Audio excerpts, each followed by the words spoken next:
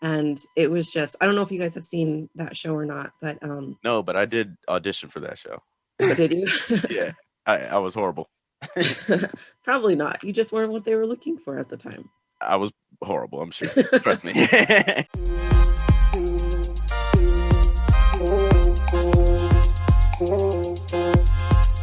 Hey everybody, welcome back to Convo Series. I am RJ, aka Reg Travels. And I am Trevin Reiser, aka the Chosen One, back again, once again. Once again, back again. Another week, folks. We made it another week. Welcome back. We did, guys. In keeping with our tradition, you guys, of having guests on for the past few weeks. What, like this whole year so far, or what? Pretty much, except the first episode, dude. So in keeping with that tradition, you guys on YouTube, if you're watching YouTube, you already see our guest here. If you're just listening, I'll let you know that we met a few months back on set. You guys remember I told you I act as a hobby. We were on a The commercial. Yeah, we were on a commercial together. I still haven't seen my footage from that. She's seen hers. I've seen yours too. So it's still secret? I don't know. They probably just never ran mine. But anyway, so I thought she was pretty nice. We got along pretty cool on set, and especially with the other people. I asked her to be on Combo Series, dude. So we're kind of gonna give her an interview with an actor or actress, whatever you prefer. But everyone, welcome Rachel B. Davis. Hi, guys. Hey, how you doing today? I'm good. Thank you for having me. Of course. Welcome to the show. Yeah. Welcome to the show. You are the first actor we've had on the show. Okay, no pressure. Yeah, none at all. So basically, let's just get into it. Where are you from? Where were you born? All that stuff. Give us the background on Rachel Davis. All right, I'm from Southern California. I grew up in Victorville, which back then was a pretty janky town. I mean, it's still kind of janky, but it's grown a lot, so it's a lot bigger than it used to be when I was growing up. But yeah, desert, Southern California. Sometimes I say Southern California, and people think like beaches and LA. yeah, nope, that's not it. I grew up with like dirt and tumbleweeds and Joshua trees. So Oh, yeah. wow. How far is, where'd you say? What was the city name? Victorville. It's Victorville. about 90 miles northeast of LA. Oh, so you knew the question I was gonna ask. You probably get that a lot, huh? Well, if I acted in California? Well, no, that too, but just the fact of like how far did you live from LA? That's probably Oh, like a common yeah. question. No, we were within driving distance of the beach, so we did spend a lot of time down at the Nice. beach in the summers and going camping at the beach and stuff like that. But, we always went back home to the desert. Yeah. And now you live in Utah. How does it feel being like landlocked? It's very strange. Yeah, I've always lived, even when I went to college, I was like 30 minutes from the ocean. Mm, So I think that's honestly the hardest. I mean, obviously, aside from being away from family and friends in California, I mm. think being landlocked is the hardest. I And people are understand. like, oh, go to the reservoir, go to the lake. And we're like, no, Not the same Not thing. quite the same. It's not at all. No. no, it's It'd be not. the same for me, like if I couldn't see mountains out the window, Oh, But yeah. I've been here all my life with surrounded by mountains in almost every direction. So Mm, I love the it mountains here. plays The a mountains where I grew psychological. up are I don't know if they're not they're I mean, they're still really high, but I feel like it's more gradual. And so we would go into the mountains, but it was very gradual. And I feel like here it's just like bam, there's a huge boom. mountain. Right. Yeah. And so I've always Move grown up over. around mountains too. I went 3 years ago for the first time over. I went to a wedding in Kansas, and it was so bizarre just seeing land and the horizon. Just it was so weird. You can see Yeah. so far. Yeah. I grew up with a guy who ended up going to college in I think Iowa it was. And he said it was so flat, like it psychologically ruined him. He couldn't pay Yeah. attention in class. The only thing he could do was sit and look out the window, and he would draw mountains on the horizon in his head. Really. Yeah. Yeah, like a I can prisoner. imagine because I was only there a few days and it was so I hadn't realized how ingrained it was in me to see Yeah, mountains all the time. I love the mountains. it's I wild, don't isn't I it? don't come from mountains. So like seeing them everywhere, I love it. It's They beautiful. are pretty cool. Like you kind of forget that living here sometimes. Yeah, you probably take it for granted. I do. Nah, I look out. I love to look, especially when I'm driving. I have like when I'm on the way here to the studio, Mhm. I have this favorite part. When I'm getting off the highway, I like there's my favorite view of my favorite mountain. It's crazy. But We should I, go to the mountain. We should o- go up in the mountains. okay. Talk about that later. Okay. Let's get back to you, Rachel. So when did you realize that you wanted to act? Like, was it at a young age? Was it just something? Did you play pretend and you were like, I could do this for the rest of my life? Well, I mean, I was always playing pretend, and Yeah. I grew up in a family that was very movie centric. And Mhm. so there's a line in You've Got Mail. I don't know if you guys have seen that with Tom Hanks and Meg Ryan. And she says, everything I see in life reminds me of something I've read in a book. And shouldn't it be the other way around? And I feel Mm, like that's how my family was with movies. Anytime, even now, whenever we get together, something happens and we just start laughing and say a line from a movie that we were reminded of. And so I've always been enthralled with stories and movies and books. I'm a big reader as well. And I don't think I ever really put it into the sense of acting until sixth grade. mhm. My church had a Christmas play that they would put on every year. And so I was always part of the ensemble because they would just have all Right. the church kids be Same. part of the ensemble. And then in sixth grade, one of the leads had to move 2 weeks before the show. Hmm. And so a family friend was kind of in charge of it, and they said, hey, give Rachel a chance to do this. And so I got to audition for that, and I got the part, and I was like, this is amazing. And so I think being able, I had always just watched stories and played Hmm. pretend in my head, but I think being able to bring the story to life for other people in front of an audience, that was what really got me like, okay, I think I like this acting thing. Right. Okay. Okay. Nice. So you said you read books and stuff. Sorry, am I stepping No, on no, one of your no. questions? No, no, no. You're good. I had nothing. Okay. I had nothing. You just looked like you had a really good question. So you said you liked to read books and everything. And you just like stories when you were younger. Yeah. So just as a side question, what book would you like to see adapted into a movie? Ooh. Yeah. Oh. Right? Or do you think movie adaptations of books are wasted? What do you Yeah, that one's kind of tricky because I feel like the movies are never as good as the books. Mhm. So I don't know which one if it could be done well. I don't know which one. I'm really into like sci-fi and fantasy, Right. more like fantasy.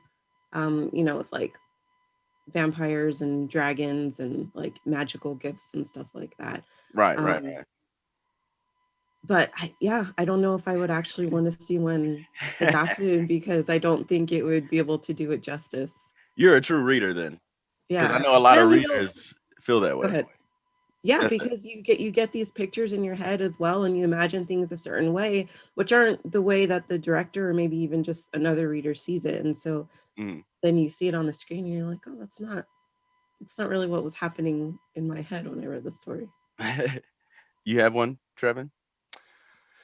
I thought I did because I like it seems familiar when you say that, like the idea that I've had this thought before. Not to get like philosophical, but At I all. don't remember. um, so no, I don't have one. I don't have a book, but I would say like a story in Greek mythology. Okay. Icarus and me, Tez, and Terrence were just talking about this. He's the guy with the wings. Yeah, He flip. flies too close to the Yeah, sun. exactly. Have you seen the documentary called Icarus? I have not. There's a documentary. Well, it's about an athlete taking illegal steroids. Um, he got caught 'cause he flew too close to the sun. It's a whole different thing. It's a good documentary. I was just curious. Oh, okay. Off topic, but that No, would be a good movie. I feel like I would like to see that into a movie or even a series. Nah, a series wouldn't work because it's over after he flies too close to the sun, right? That's He it. died. It's over. I don't remember actually. I remember the story, but I don't remember the end. To be fair, I probably missed that day. Horrible. You were a bad student anyway. Yeah. I missed every day. Don't be like me, kids. If you're a kid, don't watch my show, actually. Yeah, you guys shouldn't be watching this. Um, unless you're into acting and you need some motivation. Oh, yeah. So Rachel, was that your motivation once you just got up? And I guess kind of maybe you were in an understudy position or they just kind of promoted you to that to the lead's role. Is that the thing? You said that's what made you realize that you liked it. Did that motivate you, or was there like a more outside force, family, friends? They were like, you should go ahead and do this. What was the thing that No, motivated that was it. And so after that in junior high, I got involved in the youth group. We kind of had a drama, um, almost like interpretive dance group, you? kind Hmm. of. And so I Yeah, got involved in that. And then in high school, I took drama. I took a couple of classes in college as well. So it was just a love that I had.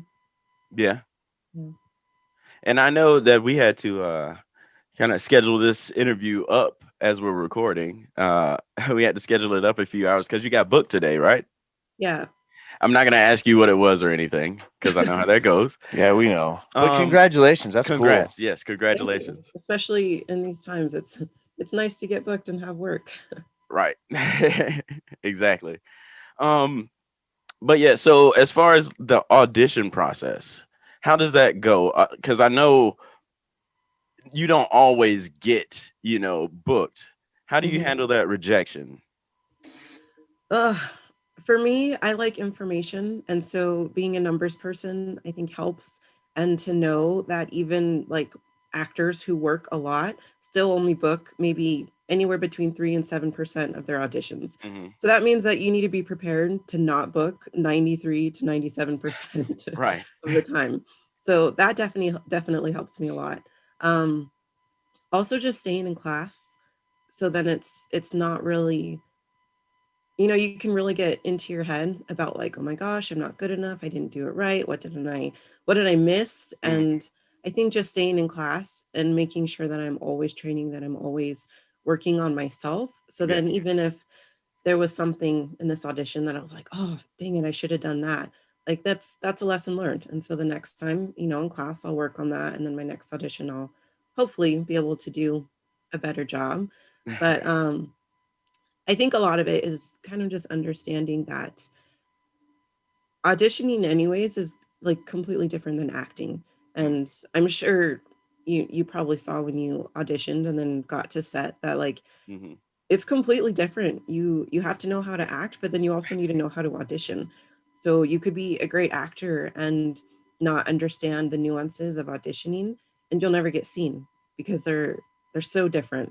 And so understanding that was also really helpful to work not only on my acting but on my auditioning as well. And so because sometimes it's not always the acting portion that you need to work on.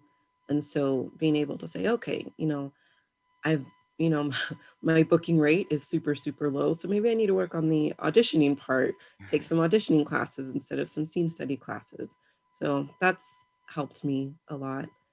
And kind of just getting out of my head, like I go in, I do my job, I give them my interpretation of the story. And if they feel that that is the best, then great. And if not, then they'll go with someone else. Right, and that's another thing too. You could have you could have the best audition of your life, but if you're not what the director or whoever is looking for, like Hmm. Yeah, they already got physically an or idea of whatever. the character in their head, and they need to see somebody that looks like that character, acts like that character. Right. It makes sense. Also, to me, like just in this or in any related industry, like it's so important to take rejection, to like learn that. I think it gives you a certain humility. Like we were talking about before in like comedy, you have to go bomb on stage several times. You're not Hmm. always funny. You have to learn what's not funny, and then this is what is funny. Hmm. This is the joke that I will say next time I go on stage. Like just things like that. As a musician, like failing on stage, like, Hmm. but it's not everyone is a like a direct win, and you have to take all of those L's as like not just L's. You know what I mean? Yeah. Like it's an experience in Make the itself. L's into lessons, man. Yeah, that's everybody. Like a lot of presidents ran for president like a ton of times before they were ever president. Hmm. Like, so it's about the journey. It's all like this, it's all an experience. Yeah, I Yeah. agree with that. And that's that was a really good answer about rejection. I wasn't expecting that. But it's so true. You have to keep you have to stay in those classes and things like that. Which classes have you taken lately? Like which ones do you think you needed most improved that it pushed you to take those classes? Well, this pandemic has actually been kind of good because everything has gone online. And Mhm. so I've been able to take some classes in larger markets. And so I took an improv class with Groundlings in LA, and that was really helpful. I do get horrible stage fright. I get really nervous in front of people. I'm very much a homebody, and um, like talking to strangers like wigs me out. So taking the improv class was really helpful to really just get out of my head and just get more comfortable with, just okay, this is me. This is what I'm going to say. And well, that was really stupid, but all right, I'm going to roll with it. That type of thing. So I think that was helpful, a lot, really helpful, even just personally. Um, but then also, I took a foundations class, and so I feel like I had really been working on scene studying, doing a lot of scene classes and stuff, and I just kind of took a step back in the last couple of months and just went back to the basics and took a foundation class. And I think, you kind of go and you feel like you're learning and you're growing and you're progressing, but you forget to do all of the really little things sometimes that, that are the foundation, that are the basis of all of it. So the last couple of months I've taken a step back and taken some foundations classes, which I think has been really helpful. So I'm excited to now get back into all of my scene study classes. Nice. With the improv, you do you feel like your comedy has gotten No, better? no, not at all. It's definitely um I wish I was funny. I wish I could do comedy. I wish I could write comedy, but that's just not, at least not yet. That's not my thing. Really? What about your wittiness? Like or your you know what I mean? How quick you are to come back? Mhm. Has that improved at all?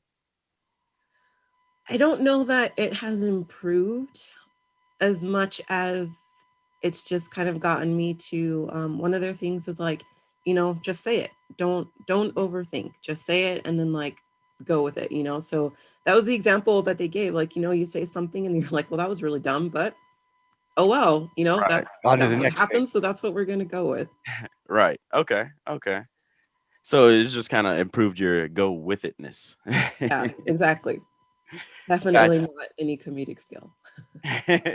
Well, improv is a totally different type of comedy too, from general stand up. It's a Mhm. like I don't know. That's all. Do you think you could act in a comedy, like a comedic movie? Yeah. You think you could be like funny, funny? Do you not? No, I'm asking you. I think I'm fucking hilarious. If that's what you're asking. Okay. I was just wondering, just trying to make sure you had the confidence. Have you seen anything that I've put on the internet? I think I'm funny. If you don't, then fine. But whatever. Yeah, you're pretty funny. I was just wondering. Thank I you. wanted I did to. not need that inflate of the ego today, but thank you. Well, I take it back. You suck. um. So I'm gonna go ahead and assume, Rachel, that you've booked plenty of gigs, right? Plenty of projects. And when I say plenty, I mean over 20. I've booked probably about 20. Hmm. I didn't really. Hmm. Okay, so I did acting in junior high and high school, took a couple of classes in college, Hmm. and then after I graduated, I was like, this is what I want to do. However, I had my first child while I was in college, Hmm. and so my husband was really supportive, but going back and forth between Victorville and LA and I did take classes there, and I was part of a web series there, but it just with a 1 year old it was really hard, Heck yeah. so I just kind of set it aside. And so I've only been back in this for about 2.5 years now. Hmm. So yeah, in that time I think I've booked probably um about 20 with commercials and Yeah. small roles in films. And which has been your favorite or a couple of favorites that you can actually talk about right now? That I can talk about. Um, my favorite as far as the project or as far as being on set or Ooh, let's do one and one. Onset experience and then favorite project that you've done. okay. Um, hmm, You need a second to think about it. yeah, they might because my favorite on-set experiences were actually not as an actor. Mm, So when I was first starting out, I didn't really know what to do. I hadn't been on big sets. And so I worked as a PA for the first year to make extra money to pay for classes, but also right. just to kind of get the lay of the land and to understand how set works and how set functions and who is who on set and all of that good stuff that I think is really important. I would highly Very recommend important. that any actor Very work important. crew because there's so much that goes on that actors have no idea about. There's so much work that's put in and just the way that things go together and just the flow of things.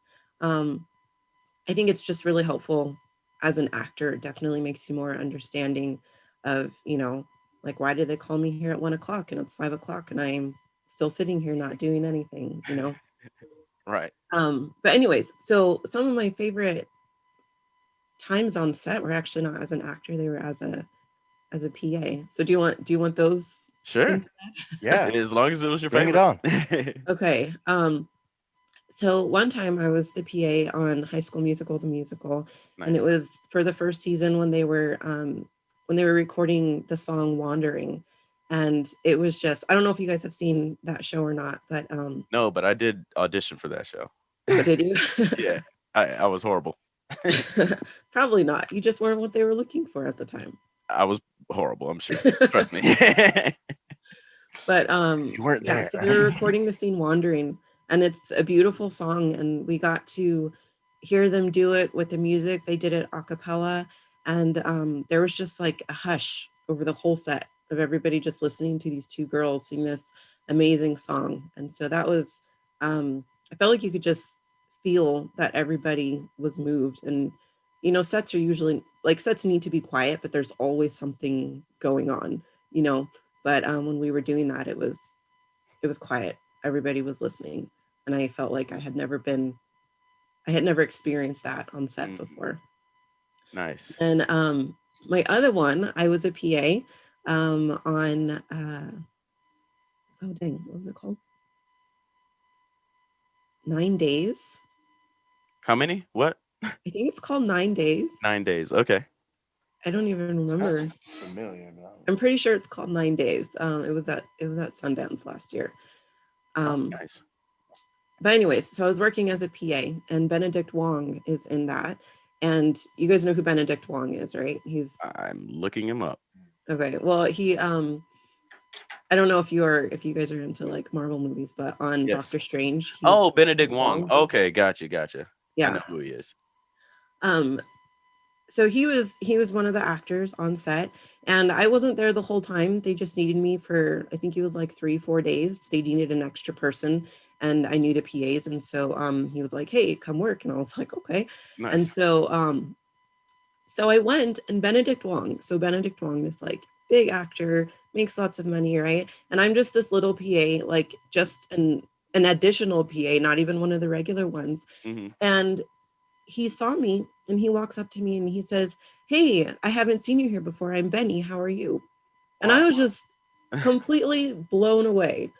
Like PAs are notoriously known as the peons on set, which I Right. don't think is right. PAs do a lot of work, and I don't think they should be treated the way that they're always treated.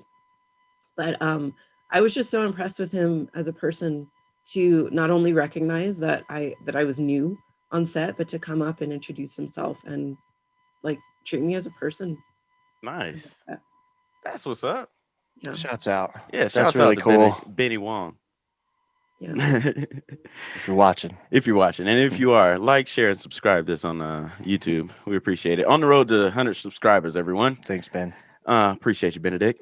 Um, so as far as going back to acting, You were talking about writing too, I believe. You mentioned writing. Is that something that Mhm. you do or want to do? What's the end game?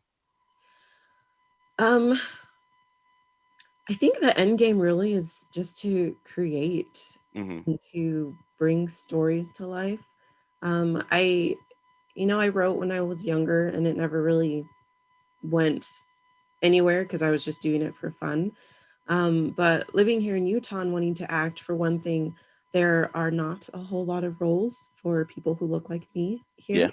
Yeah. And also we don't live in a big market. We're not in a big market. And so just with everything going on and the day and age that we live in, I'm like, well, I can, if I write something, I can create something for myself. Hmm. And so I went back to some of the things that I had written, like 10 years ago, and kind of revamped them, rewrote them with a more mature mindset. And some stuff I'm writing new. I have a couple of short films that I've written, Nice. a feature that I completed, a feature that I'm working on right now. Um, None of them have been produced yet. I haven't even really shown them to anyone, kind of trying to get my legs and make sure that it's that when I'm ready to present it to someone that it's not just, Right. very amateurish. Um, so Got I've been working on that, trying to educate myself on that. But I feel like just as an actor, it's important right now, especially as a Black actor, to be able to write the things and be able to play the parts that I want to play and to tell the stories that I think are important to tell. that is very important. And if you ever want to do any indie films, we have a production company And now. sorry, real quick, I I have didn't to know that. jump in. Mhm. I'm not laughing at you. My coffee has a mind of its own if you're watching on YouTube. So I'm sorry. That's what that noise was. Yeah. But yeah, if you ever Continue. want to make any indie films, low budget, whatever, what do you want to do? We are producers. We can do that. Okay, So well, shouts that's out to good us. because I want to learn to produce and I don't know how to do it. I think that's been the struggle is that I don't really know what to do with Mhm. them, you know. I So got you.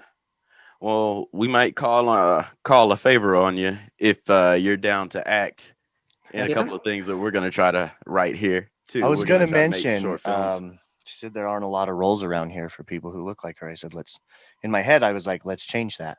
Yeah. Let's open the door. yeah, for sure. So as far as going back to the acting again, because that's pretty much what this is about. Why do you continue to pursue that? Is it strictly the passion? Is it also motivated by money? Why? What's the reason? I think it's definitely a passion. I stepped away for a really long time and realized a couple years ago that I wasn't really doing anything that I loved Mm. anymore, and that I felt like I had kind of stepped away from, which I think this is common, especially for moms and wives, that we try to do what we think we're supposed to do as a wife. We think we do what we think we're supposed to do as a mother, and make all of the right choices, Mhm. quote unquote, the right choices. And I realized that I wasn't.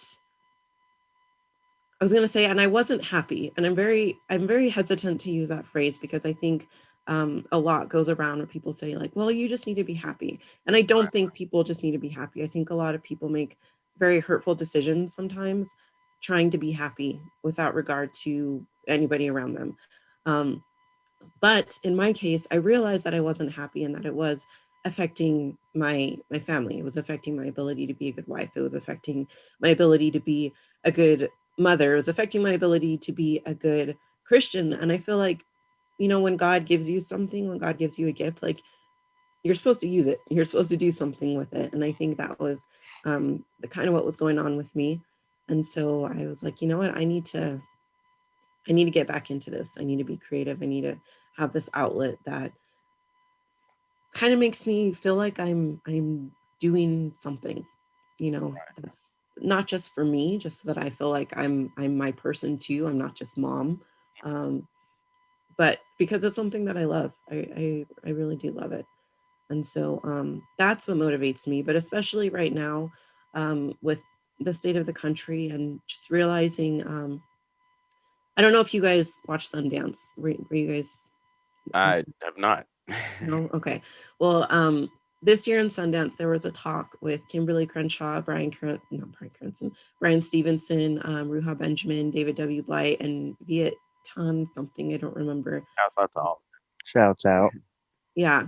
And Brian Stevenson, I love him. If you guys don't know who he is a Black man. He's a Harvard Law graduate. If you saw the movie Just Mercy or read the book Just Mercy, that's who it's based on, and he's the head of the Innocent Project. Mhm. He's amazing. I love him. But anyways, so he said something in that talk last week, and he said, how important the power of narrative is. And he said that the North won the Civil War, but the South won the narrative, which is why slavery ended, but there was still Jim Crow, and there was still, there's still systemic racism and still all of these issues that we're going through as a country because, sorry, let me take a drink. Like I said, I have laryngitis and I'm talking too much. No, yeah, you do your thing. Take a break. Um, but he was saying that just the power of narrative. And so, 10, 20 years ago, or even longer than that. So let's say like in the 50s and 60s, a woman would call the cops because she was being abused by her husband, and they would go and talk to the husband and like, oh, okay, what's going on, oh, okay, she's fine, and he wouldn't be arrested, right? But then movies started coming out and people started a narrative about how damaging domestic abuse could be, and because of that, now you have these huge pop stars, these huge sports players who are being held accountable for their domestic abuse because the narrative on that was changed. And so I think right now what you've seen a lot too with like Ava DuVernay and Array and all of that is that we're trying to change the narrative. And so I think in addition to just my passion for acting and storytelling, I think that's a big drive right now is to be able to be a part of changing the narrative right now to create equality in this Right, industry and this country. right. Yeah, hell yeah, change the narrative. You mentioned Brian Stevenson as an actor. Who are your favorite actors, actresses, and who do you model yourself after? Okay.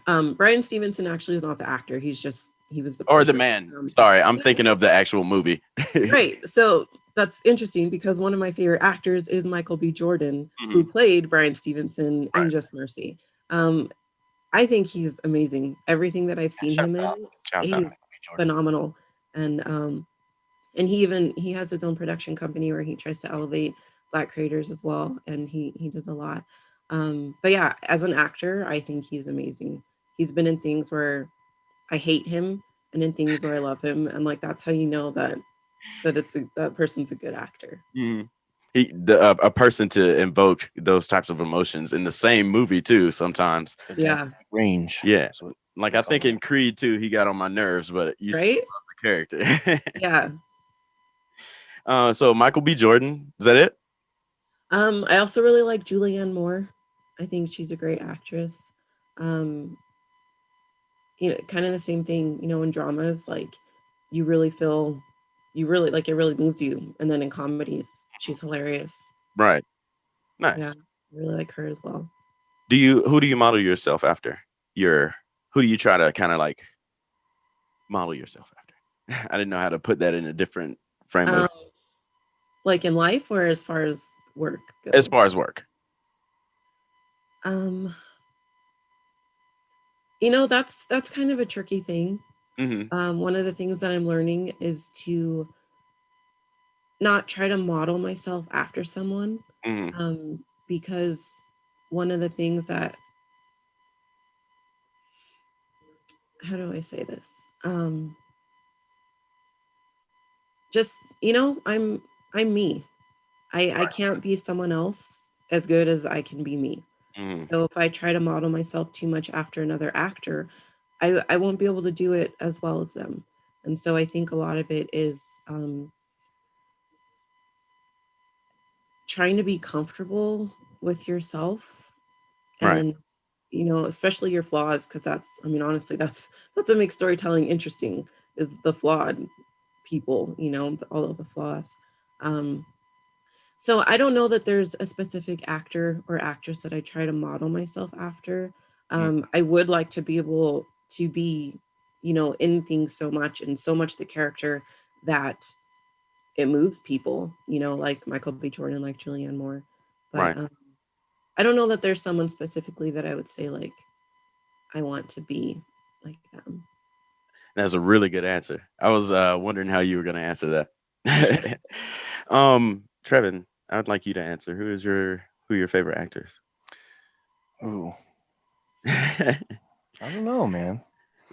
That's a But thoughtful question. I'll go ahead and answer while you're thinking then. Yeah, go Okay. ahead. Let me. So going on that point, Rachel, where you were saying people who can invoke emotions, Will Smith Okay. out Yeah. there, just off the top of my head. I love Will Smith. Um, He could be the GOAT. I could see. You know what I mean? you can see that. Yeah. You know who is like starting to catch my attention? What is his name? Isaiah Washington? No, not Isaiah. John David. John David John Washington. David Washington. Yeah, because I saw that movie Tenet and I was like kind of blown away. Yeah, that's one I need to see. Yeah, I keep Still. telling you. Yeah. Have you seen that movie, Rachel? No, I haven't seen it. Oh wow, you should watch it as soon as you. That's what I keep hearing. Oh, see, it's not just me. No. But we appreciate you taking the time to come on and talk with us. We appreciated all of the interview questions, the answers. They were really good answers, and hopefully they'll help some people out there who are thinking even about being an actor or some type of creator. Is there anything you would like to plug? Your social medias, anything like that? Well, I'm on Instagram. I'm Rachel B. Davis. Um, this is not my. I do want to make a plug. I actually probably should have asked him before to make sure that it was okay. But Not, we'll cut it out. okay, good. Um, so here in Utah, his name is Bryson Alejandro, and he and Gotcha. Kelsey Elena, Wendy Dang, I think there are a few others, um, started a group for like acting classes for people of color, and it's called Epoca, and I think it's just a really great idea because I believe he has a production company, and he's also an actor, but I think that he was hearing, that people were looking for actors of color and saying that they weren't finding them. And so they were hiring white people. And he's like, well, no, wait, like I know actors of color here who are very good. But he wanted to create a space where he could help bring up other actors of color as well. And so I know that right now he's doing acting classes, and it's not just the acting, but also some of the business side of acting, but also kind of how to navigate being on set and those types of things as a person of color. So Interesting. I yeah, I just think Hopefully that that's okay. We would love to plug that. yeah. Yeah. But I know that they're on Instagram as well. I think, and it's just Epoca, EPOCA. Okay, I have seen that before. Okay, so I know who it is. Great then. So follow Rachel on Instagram. Is that the only social media you want to plug? Pretty much, Okay, go follow her, guys.